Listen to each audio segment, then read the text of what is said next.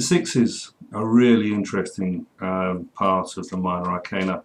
The sixes are the Six of Wands, the Six of Cups, pleasure, Six of Swords, science, and the Six of Discs is success. All the sixes are good. You know, it's very hard to be negative about the sixes. They are the first cards. Since we've done the aces, we've been zigzagging down the tree of life from opposite sides, from one excess to another excess. And it's the first time we come back into the middle. We're kind of at the centre of the tree of life. So there's a sense of balance and harmony that's going on here anyway. Let's see what Alistair Crowley has to say about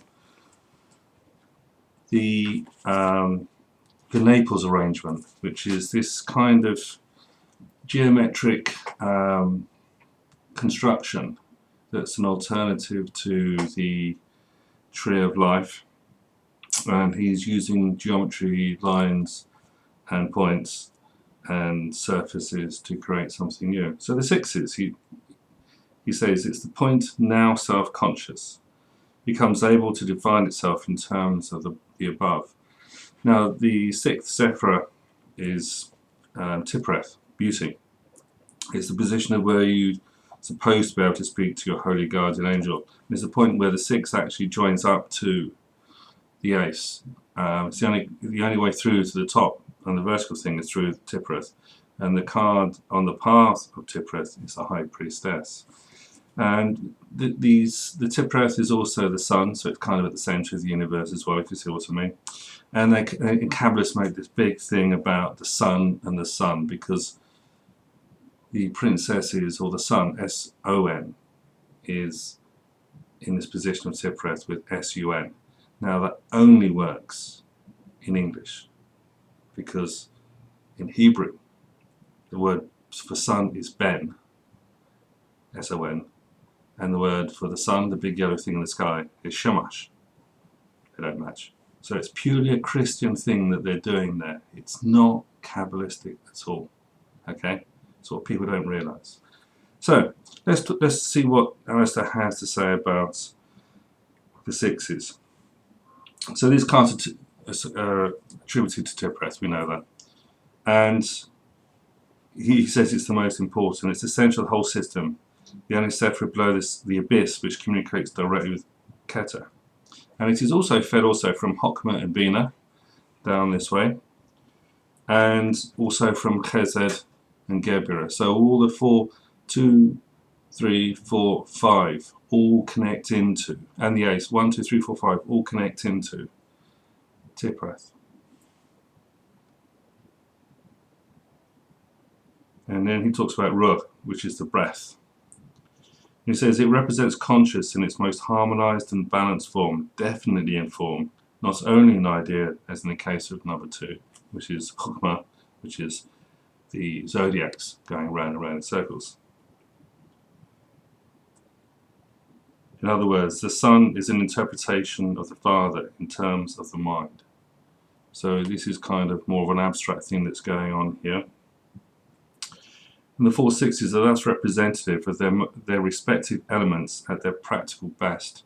Now the other thing about the sixes is that the decanates, they are the middle decanate of the second zodiac sign when you go through around the solstices and the equinoxes. So it's a centre kind of point.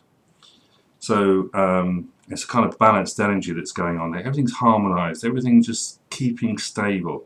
There's no jiggling about or anything like this. So for the Six of Wands, he says, there's the Six of Wands, it disappears. There we go. Six of Wands victory, what a brilliant card. It's the Jupiter in ruling Leo, and it's such a powerful, strong card to have.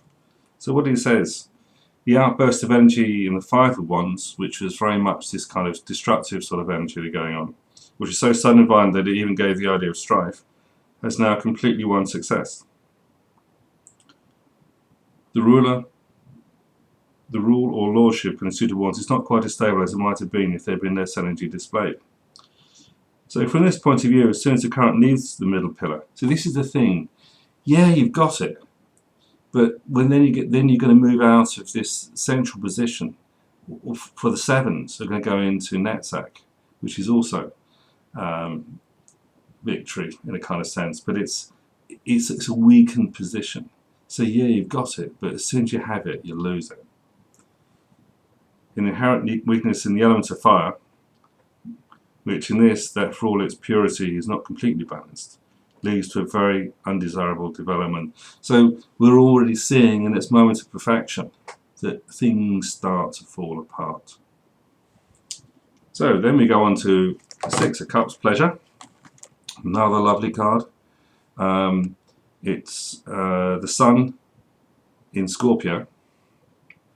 So this is in November. Again, it's the center decanate of that card.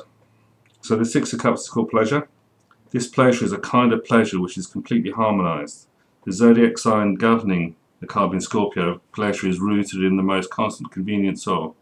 It is preeminently a fertile card. It is one of the best in the pack. It's very true. It's a really good card.